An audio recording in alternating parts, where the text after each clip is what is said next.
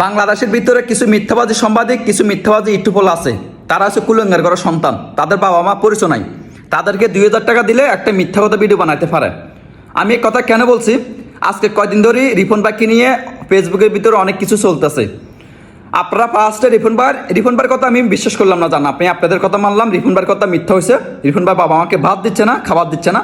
রিপন ভাইয়ের এলাকার ভিতরে যে মুরব্বীগুলো আছে তাদের মুখ থেকে কথাগুলো শুনে যাবেন। শোনার পর আমি কিছু কথা বলবো, আর প্লিজ ভিডিওগুলো একটু শেয়ার করবেন। স্থায়ী বাসিন্দা। আসলে রিপনের সম্বন্ধে আপনি আসলে কি জানেন? রিপন ছেলেটা খুবই ভালো, মানে একবারে গরিবের সন্তান, একবারে হীন দরিদ্র, যেটা মানে অসহায়। এদের কোনো জমি জমা ছিল না। এর বাবার ওরা বাপ চাচারা ছিল 7 ভাই। ওর বাবাও ছিল খুব গরিব মানুষ, বুঝছেন।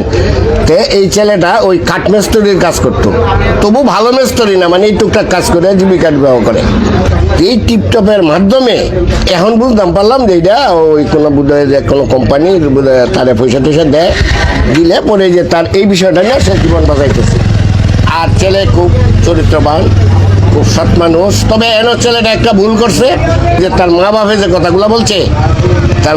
কথাগুলো বলছে, আমারে ভাত দেয় না, আমরা খাওয়ায় না।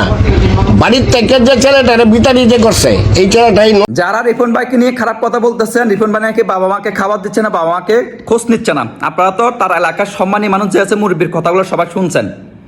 আমাদের দেশে কিছু মিথ্যাবাদী সাংবাদিক আছে, তাদেরকে 2000 টাকা দিলে তারা একটা মিথ্যা কথা বানাতে পারে। একটা ভাইরাল মানুষ, সম্মানী মানুষকে তারা কেমন করে খারাপ করবে, তাদের কাজ হচ্ছে এটা।